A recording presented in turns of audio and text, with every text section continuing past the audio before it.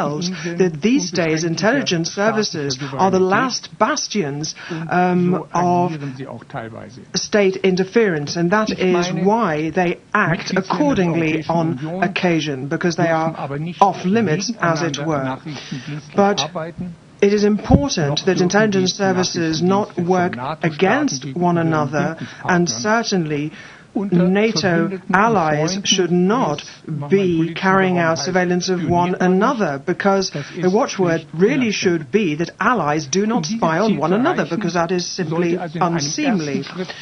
That is why, ladies and gentlemen, the first step should be that the states of the European Union and as well as NATO partners come up to put together an intelligence code that can be agreed amongst all of them, and that code ought to regulate exactly what is allowed and what is prohibited between allies and partners. And such a code would also stand as a signal that there was transparency, as a guarantee for the citizens of those countries. Now, any such code needs to be straightforward, but I believe that at the very least it should comprise 4 simple rules. First of all, any form of mutual political or economic espionage must be prohibited, absolutely.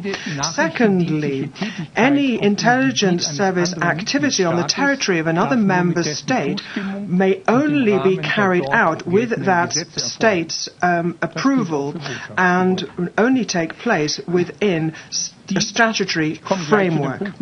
And I will move in due course on to points 3 and 4, but before I do so, I just want to say that global data flows, as well as the opportunities that exist these days to analyze and store that data, show people just what dangers lie ahead, because they jeopardize our basic rights, and citizens therefore are threatened with no longer being able to communicate freely, and that is why I will propose rules 3 and 4. Number 3 being access to international data flows. Now, regardless of where data is accessed, may only be accessed for the purpose of clearly defined purposes. For example, preventing the proliferation of terrorism or preventing very serious criminal acts.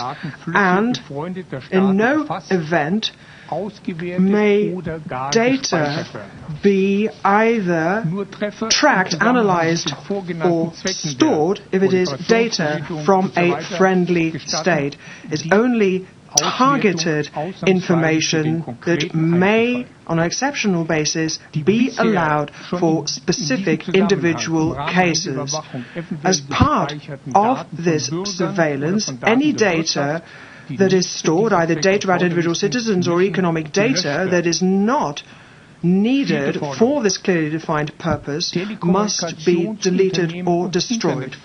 Fourth rule, telecommunications and internet companies cannot be required or forced by intelligence services to allow them unfettered access to their massive data banks of personal data.